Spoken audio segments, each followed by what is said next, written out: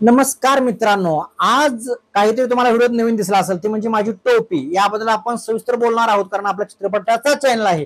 त्यामुळे आपण फक्त पहिल्यांदा चित्रपटाचा रिव्ह्यू करूया आणि मग माझ्या टोपीबद्दल बोलूया. तेही चित्रपटाच्या रिलेटेडच आहे.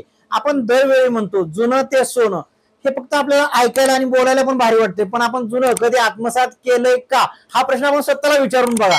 नाही करत. तशीच ही टोपी आहे. ही टोपी सुद्धा जुन्या बहुतेक बऱ्याच जुन्या काळातली आहे आणि ती आज मी घातलेली आहे आणि चित्रपटाचा विषयही तसाच आहे.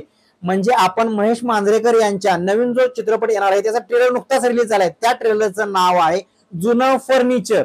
आता जुनं फर्निचर ह्याचं नाव ऐकल्यानंतर तुमच्या डोक्यात आला असेल आपल्या कबाडखान्यात पडलेली एखादी तिजोरी, एखादं बेड असं तुमच्या डोक्यात आलं.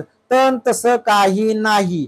हे त्या नावाच्या विशेष न घेता हा चित्रपट एका व्यक्तीच्या शेजारी म्हणजे आताची जी सद्य परिस्थिती आहे त्यावर फिरणारा हा चित्रपट ठरणार आहे. त्याचा ट्रेलर रिलीज झाला आणि तो ट्रेलर बघितल्यानंतर अरे बापरे, मी तर एवढा खुश झालो आणि त्यामुळे मी माझा लुक बदललेला आहे आणि टोपी घालून आज रिव्ह्यू करायला बसलेलो आहे. 2 मिनिटं 53 सेकंदाचा जुनं फर्निचर या चित्रपटाचा ट्रेलर आहे. महेश मांजरेकरांनी आतापर्यंत मी शिवाजीराजे भोसले बोलतोय, काक स्पर्श आणि नटसम्राट असे भरपूर हिट चित्रपट दिलेले आणि ते चित्रपट देताना महेश मांजरेकरांनी आपल्याला दिलेला एक त्यातून अप्रतिम असा संदेशही आहे. तुम्ही प्रत्येक चित्रपट त्यांचे बघा तर त्यात एक चांगल्या समाजाला असा मेसेज त्यांनी देण्यासाठी चित्रपट करतात. तर मित्रांनो, या चित्रपटाचा ट्रेलर आपण बघितल्यानंतर आपल्या लक्षात येईल की एका ज्येष्ठ नागरिक म्हणजे वयस्कर म्हाताऱ्यावरती हा चित्रपट आहे आणि त्यांची जी व्यथा आहे ती सांगणारा हा चित्रपट जरी असला तरी हा चित्रपट युवा पिढीला प्रेझेंट करणारा चित्रपट आहे. कारण युवा पिढीने सर्वात जास्त बघावा. सध्या परिस्थिती बघता बऱ्याच म्हणजे सर्वेनुसार जर आलं तर आणि महेश मांजरेकर सरांनी सुद्धा सांगितलेलं आहे की 17 मिलियन असे म्हातारीची अशी जोडपी आहेत की त्यांना वृद्धाश्रमात आहेत, त्यांची मुलं त्यांना बघायला येत नाहीत, चांगल्या पदावरती असणारी सुद्धा येत नाहीत. मग ही परिस्थिती कशामुळे आली किंवा का निर्माण झाली ह्या सर्वांची प्रश्नाची उत्तर हा चित्रपट देईल हे नक्की. ट्रेलरची सुरुवात होते ते एका माणसाची ओळख करून देण्यात. पाठक अशा नावाचे 71 वर्षाचा वयस्कर माणूस आहे, त्याची ओळख करून देताना हा चित्रपटाच्या ट्रेलरची सुरुवात होते आणि तिथून सुरुवात झाल्यानंतर जे रेग्युलर कस्टमर असतो तो त्याच्या जवानीपासून ते म्हातारपणापर्यंत ज्याच्याकडून भाजी घेतोय तिथून भाजी घेताना याचं वय झाल्यानंतर ती बाई तिला जी उधारी आहे ती उधारी देताना लेट झालं हे तिला जी टोकून बोलते ते फक्त आता ट्रेलरमध्ये म्हणताना थोडक्यात दाखवलं. आपल्याला चित्रपटात बघताना ते खरंच भारी वाटेल की समाज हा काय असतो किंवा म्हाताऱ्यांप्रती एक वयस्कर म्हाताऱ्यांप्रती जी समाजाची म्हणा किंवा दुकानदाराची म्हणा किंवा त्यांच्या मुलांची म्हणा किंवा समाजाची एक प्रतिक्रिया कशी काळानुरूप कशी बदलत जाते त्यांच्यावर बघण्याची ही त्या चित्रपटामध्ये ना खरंच प्रदर्शित मस्त करणार आहेत. महेश मांजरेकरांवर तेवढा विश्वास आहे की ते खरंच ते प्रेझेंट भारी करते. कारण नटसम्राट बघताना अक्षरशः डोळ्यातून पाणी येतं. ती स्टोरी वेगळी होती, ती म्हाताऱ्या माणसांचीच वयस्कर लोकांचीच होती, पण ही जर्नी थोडी वेगळी आहे. पण ते खरंच बघण्यासाठी आहे आणि ट्रेलर बघतानाच मी भावूक झालो होतो. ट्रेलर तुम्ही बघितलं नसेल तर तुम्ही बघा, भावूक होण्यासारखा ट्रेलर आहे आणि खरंच तरुण पिढीला संदेश देण्याजोगा हा चित्रपट ठरणार आहे. महेश मांजरेकरांनी जी भूमिका निभवलेली एका वयस्कर म्हाताऱ्याची आणि त्यांच्या पत्नीची भूमिका ही रिअल मध्ये ज्यांची पत्नी आहे त्यांनीच निभवलेली आहे आणि या दोन्ही जोडप्यांचं जे त्यात कॉम्बिनेशन दाखवलेलं आहे बाबा, लहानपणापासून एखाद्या आपल्या पोटच्या मुलाला सांभाळून मोठं करूपर्यंत आणि त्याला नोकरी लागूपर्यंत जे कष्ट घेतलं जातं आणि त्या कष्टाचं चीज जे काही होतं ते या चित्रपटात बघायला मिळणार आहे. वयस्कर लोकांचा जो काही विषय आहे की त्यांच्याकडे न बघण्याचा, तसाही तरुण वर्गाचाही जो काही भाग आहे तो या चित्रपटामध्ये कितपत दाखवला आहे हे बघण्याचं ठरेल. कारण तरुण झाल्यानंतर त्याच्या खांद्यावरती जी संसाराची जबाबदारी पडते त्यामुळे त्याला घर सोडावं लागतं व जॉबसाठी बाहेर गावी जावं लागतं. ती जर्नी कशी असेल आणि ती जर्नी या चित्रपटामध्ये कशी प्रेझेंट केलेली आहे तेही बघण्यासारखं असेल. कारण तोही मोठा भाग आहे एका जीवनाचा. कारण करिअरसाठी बाहेर जावंच लागतं. बाहेर गेल्यानंतर जी काही पाठीमागच्या माणसांना वेळ देता येत नाही ती जर्नी अधोरेखित करण्यासारखी सुद्धा आहे. आणि पण तरीही म्हाताऱ्या माणसाकडनी जे दुर्लक्ष होतं ते दुर्लक्ष या चित्रपटामध्ये जे दाखवलेलं आहे या बऱ्याच प्रमाणात या गोष्टी घडतात समाजात आणि त्या समाजाचा आरसा म्हणून चित्रपटाने हे काम केलेलं आहे आणि ते ट्रेलरमध्ये दाखवण्यात आले तर अगदी उत्तम दाखवलं. डायलॉग बाजी एक नंबर, बीजीएम एक नंबर.